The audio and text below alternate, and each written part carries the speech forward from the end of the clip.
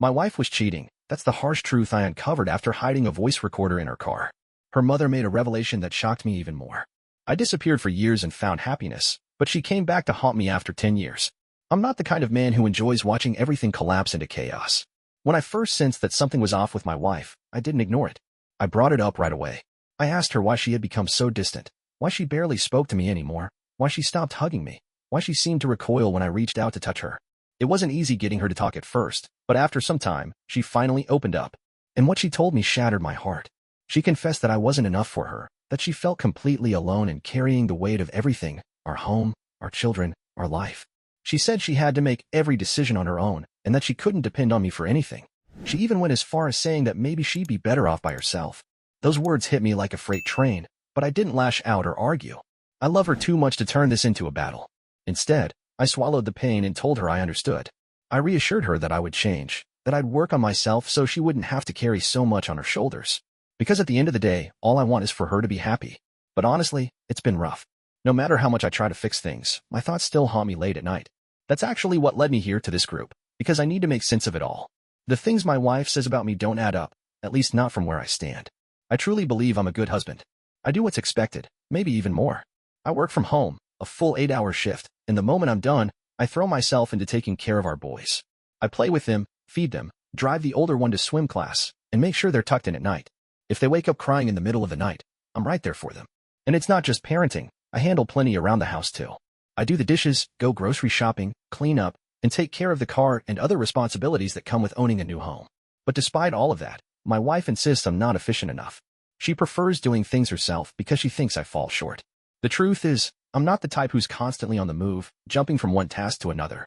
Some people can't sit still for 5 minutes without finding something to fix or plan. My father-in-law is that way, but I'm not. I have my own way of doing things, and I don't see anything wrong with that. Once the kids are asleep, work is finished, and the house is in order, I like to relax, watch a movie, play some video games, just unwind. I've never been the ambitious, business-minded guy who dreams of running his own company. I prefer excelling in a structured job where I know what's expected of me. And I don't think there's anything wrong with that. Not everyone is chasing after wealth or prestige. I'm just an average guy. People say I'm good-looking, sure, but at the core, I just want a stable, happy family. But lately, things have changed. My wife doesn't seem to accept the way I am anymore, even though we've been happy together for years. Everything started to unravel in October, and since then, I've been pushing myself harder than ever. I've taken on extra grocery runs, fixed up things around the house, and barely given myself a break in the evenings. I thought this would make a difference, that she'd notice and appreciate the effort, but nothing changed. Finally, I couldn't hold it in any longer. I confronted her directly, emotions running high. I asked her outright if she even wanted to save our marriage. And her response? A hesitant, I don't know. That answer cut deep. How could she not know? Was she truly unsure, or did she just not care anymore? Frustrated but determined, I pushed further. I asked if she'd be willing to try marriage counseling, to at least make an effort. And once again, she gave me that same infuriating reply, I don't know. I couldn't take it. I lost my cool. I told her that this wasn't the kind of situation where she could sit on the fence. We had kids. We had a life together. The idea of our boys growing up with divorced parents was not something to take lightly. Indecision wasn't an option. After a lot of convincing, she finally agreed to therapy. But, true to form, she made no effort to take the lead. I had to do all the legwork, researching therapists, making calls, setting up appointments. She just went along with whatever I arranged. During one of our sessions, she dropped a truth bomb that cut deep. She admitted that marrying me was never about love. It was about appearances. She wanted to impress her family, to fit into their vision of a picture-perfect life with a husband, kids, and stability. The idea of marriage fascinated her, but I, as a person, never did. As if that wasn't painful enough, I later found out she had been meeting privately with her priest to discuss our marriage, behind my back. That felt like a whole new level of betrayal. Still, I stayed the course, determined to make therapy work. Now, we're heading into our third session, but progress has been painfully slow. Through counseling, we uncovered a major difference in how we express love. I crave physical touch. It's how I feel connected. But for her, love is all about productivity, getting things done. This contrast has made everything harder, and to make things worse, she hasn't shown me a single sign of affection since we started therapy. No hugs, no touches, nothing. At one point, the therapist was stunned when she found out my wife and I hadn't shared a bedroom for 6 months. My wife brushed it off, saying she sleeps with the kids and that there's simply no room for me. But the therapist didn't buy it. She flat out told her that shutting me out like that was unhealthy and set a terrible example for our children. She even suggested a simple fix, buy a small bed and place it next to the main one. So, I did exactly that. I went to Home Depot, bought the bed, set it up, and now that's where I sleep. But honestly, it hasn't changed a damn thing. I still feel like an outsider in my own home. My wife sleeps on the far left, the boys in the middle, and I'm all the way on the right, completely disconnected from my own family. And as this whole situation drags on, she keeps shifting her story. First, she told me she never really loved me. Now, she claims she was just overwhelmed and depressed from being home with the kids all the time. She says she only said those cruel things out of frustration, but I could never imagine saying something so awful to her, no matter how upset I was. So we made a change. She went back to work, and we hired a nanny to help with the kids. And while it has slightly improved our communication, that's all it did. We talk more, sure, but I'm not just supposed to be her buddy. I'm her husband. And yet, there's still no warmth, no closeness, no sign that things are getting better. She doesn't care about our therapy sessions. I'm the one constantly scheduling them, trying to keep our marriage afloat. And just when I thought this was the worst of it, my friends started voicing their suspicions. They told me they were convinced she was cheating. At first, I waved it off. It sounded ridiculous, like something out of a bad movie. I mean, my wife? Having an affair? No way. But today, reality smacked me in the face, and I can't ignore it anymore. And you won't believe how easy it was to catch her. I didn't even go all out with GPS tracking or anything crazy like that. I just placed a simple voice-activated recorder in the car. 5 days. That's all it took. She drove to work, hit the gym, and then bam. A call came through. I don't know if she dialed him or if he called her first, but I heard everything. A full, crystal clear conversation. And man, it wasn't just small talk. It was deep, personal. The way they spoke, it was exactly how my wife and I used to be when we first fell for each other all those years ago. The inside jokes, the teasing, the excitement in her voice. I haven't heard that in ages. And then came the real gut punch. They were planning a trip together. She was already making arrangements to go visit him in June. Can you even believe that? She even gave him a timeline, 1.5 years. That's how long she was willing to wait for him to move back to our country. I mean, what the hell? My own wife, plotting her future with another man while still sharing a house with me? And she didn't even try to hide how serious she was. She straight up told him she was going to be his wife, that she'd leave me soon.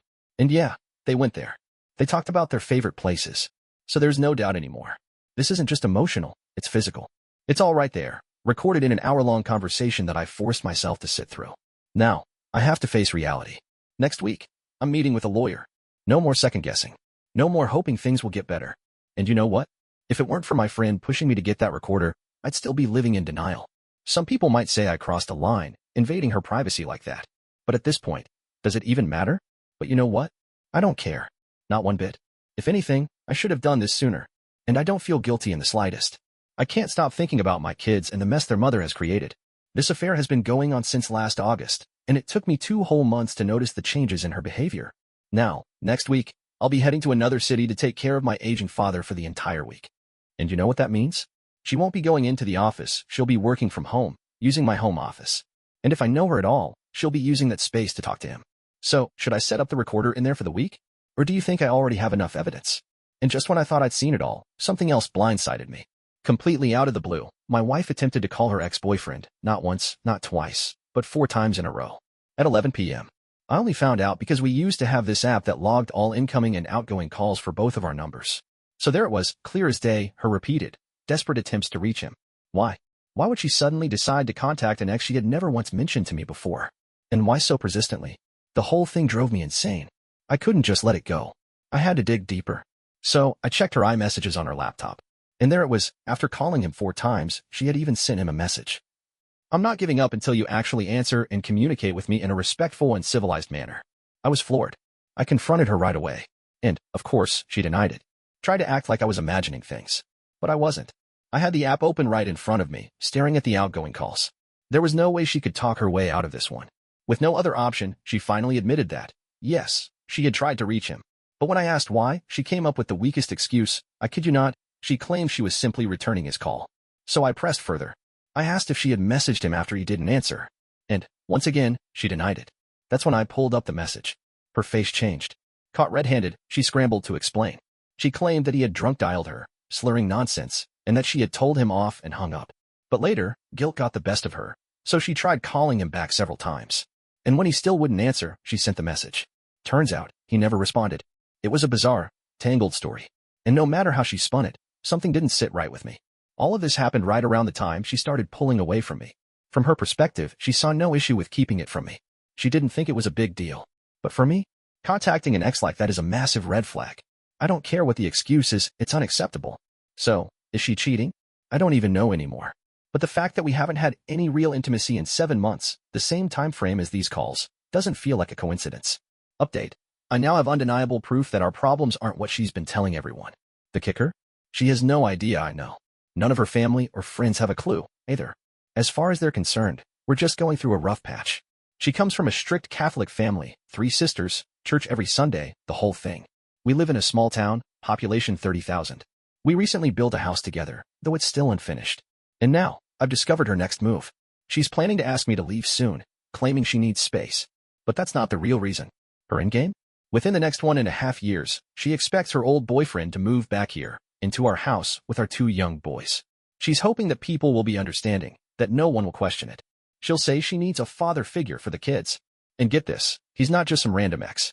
He was her first boyfriend. They were together for 5 years before she married me. We've been together for 9. He lives abroad now, but he visits frequently. And clearly, they've been planning this for a while. But I refuse to be manipulated like this. I've already taken steps. I've hired an attorney and have a meeting set up. And here's the thing. I have recordings that could completely destroy her reputation. Update. I spoke with my lawyer, and he gave me some solid advice. As tempting as it is to expose everything, going nuclear during the divorce wouldn't be in my best interest. Why? Because we have kids.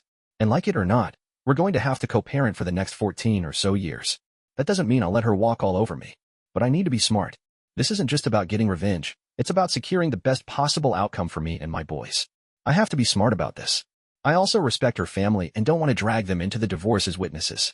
Besides, full custody isn't an option. Our kids are still young, and they need stability with their mother in the small town, an hour from where I live in the capital. On top of that, I can't sell the house since the kids need a proper home, and there's no alternative. Right now, they're staying in a place owned by her dad, but that's only temporary. It's frustrating, but that's just how things work here in the Poland. After speaking with my lawyer, he sent out the divorce papers, scheduled to be delivered end of March. Yesterday, I had a day off, so I stayed home with my 1-year-old while she was at work in the capital. My brother came over to help me pack up my things and load them into his car. Then, as if on cue, the postman delivered the papers, technically, an invitation to mediation to sort everything out amicably. According to the documents, she's officially in a relationship with this guy, his full name right there in black and white. At least now, the evidence I have will work in my favor when it comes to child support. When she got home, I confronted her, told her I knew everything, that I had solid proof. I handed her the divorce papers and insisted she contact my lawyer. Then I walked out and headed to see her parents. She panicked, bombarding me with questions. What do you know? How do you know? Denying everything. But her parents? They believed me. I recorded the entire conversation, just as my lawyer advised. I started by asking if they thought I had been a good husband and father. They agreed, which means she can't use them as witnesses against me in court. They understood how deeply she had wrecked everything, and I thanked them before heading back to the capital. Meanwhile, I reached out to a friend who made sure word spread among her social circle. And guess what? Just 2 hours later, my brother-in-law called me. She finally admitted to cheating, but, of course, she left out just how deep her involvement with him was. Classic. My brother-in-law also made it clear that everyone was on my side, that she had single-handedly destroyed our family. And then, hilariously, he tried to reassure me. Told me everything could be saved because he had cheated on his wife once, and she forgave him. Now they're living happily ever after. Like that's supposed to make me feel better. As if that wasn't absurd enough, her father called me next, rambling about how it's all her fault, how she's completely clueless about the mess she's made. He even swore that the affair partner would never step foot in his house and that he was cutting off all financial support for her. He even tried calling the guy, but, surprise, no answer. And then, as if this couldn't get any more ridiculous, he tells me he thinks this can all be fixed. Her sister then texts me, claiming she's fully on my side, but again, she also thinks the marriage can be salvaged. I swear, are they all delusional? It's ridiculous. As if this disaster could magically be undone. I don't believe for a second that there's anything left to save. And I'm certain of that. I worry that some people might think I'm leaving without a solid reason, that I don't have real proof. They don't know the full extent of what I have, just that it's some kind of recording. But let me be clear, I have everything. I have recordings of her saying things like, "Make sure you're ready when I visit Berlin. I wonder if you take after your father. Oh, I love you so much. I'm finally leaving my husband. About time. Send me a video, I want to see what I'm missing." And yet, after her family tore into her, my ex is suddenly trying to crawl back. She's been texting me nonstop, full of apologies, claiming she had no idea what she was doing, saying she can't imagine life without me. She even talks about our future, like I'm somehow supposed to come running back. But to me, it's just noise. My lawyer finalized the divorce terms, and now we're waiting for her lawyer's response. Meanwhile, my mother-in-law has been flooding my phone with religious links about forgiveness, convinced my wife is possessed by evil spirits. And her sister? She's outright blaming me for being selfish and ruining the marriage. And now, suddenly, my ex is the tearful victim, wishing she could turn back time. Apparently, I'm the heartless villain destroying our family by leaving. I knew this shift was coming, but it still stings. For a brief moment, I actually felt guilty. That's how well they know how to manipulate me. But you know what? No, I'm not backing down. The divorce is happening, no matter how much pressure they put on me. In the Poland, young kids almost always stay with their mother after a divorce. That means I won't have them full-time. They'll live in that small town, an hour away, going to their kindergarten and nursery. A 50-50 split isn't an option. I'll be the every other weekend dad, with some extra visits when possible. It hurts, but there's nothing I can do about it. I've even had this crazy thought. What if I set terms to get back together, but just as a partnership for the kids? No love, just logistics. Separate finances. She'd have to move to the capital, agree to GPS tracking in her car, and let me check her phone daily. And in return, I'd get 8 months of guilt-free dating, maybe even cheat on her myself, just to even the score. No marriage, no commitments. I won't actually go through with it. It's just a desperate idea to shut her family up and stop the accusations that I'm abandoning my kids. Crazy, right? But right now, I don't have any better ideas. Update. I'm staying at my parents' house, crashing on their living room couch. The dining table is my makeshift office. My clothes are scattered everywhere. I work from home 10 hours a day, then help my elderly parents, ages 90 and 82, with groceries, chores, and doctor appointments. To keep my mind from spiraling, I hit the gym or go to the movies. I see my kids every weekend. My ex drops them off, and I drive them back. And just to be clear, I did a paternity test. The boys are mine. No doubts there, at least. As for the divorce, it's an absolute mess. I'm asking for a fair settlement, but she's offering only a third of what I requested. Her excuse? She's basing it on how much I invested in building the house. The worst part? I didn't create this situation. I didn't destroy our marriage. And yet here I am, couch surfing while she gets to stay in the house. This isn't fair. None of it is. I still need a place to live, and the amount she's offering isn't nearly enough to buy a flat. The back and forth with our lawyers continues. She wants to keep the house, but I've learned she may be forced to sell it. Honestly, that's what she should have done from the start. Covering both the mortgage and a payout to me will be tough for her. We'll see how it plays out. Child support is another battle. She's demanding way more than what's reasonable. On top of that, she insists I should be the one driving to pick up the kids from her small town and returning them. In my view, it should be the opposite. She caused all this, yet she's the one arguing about the divorce terms. It's beyond frustrating. She's been trying to convince me she's truly remorseful. Claims she ended things with her affair partner, sought an exorcist, confessed everything, and left it all in God's hands. I couldn't help but laugh. I told her I don't care what her priest thinks, she should be confessing to me. I gave her a chance to be honest about how many times she had been with him. She denied it. Then I brought up the February work party. Why did she rent an Airbnb instead of staying with a friend? She froze and asked why I was torturing myself. I told her if she really felt guilty, she wouldn't still be lying. She doesn't even remember how many times she was with him. And yet, she expects me to believe she wants to fix things. I asked if she understood that, in her fantasy of reconciliation, I'd be checking her phone daily. Her response? That's not trust, that's treating me like garbage. Then our son walked in, cutting the conversation short.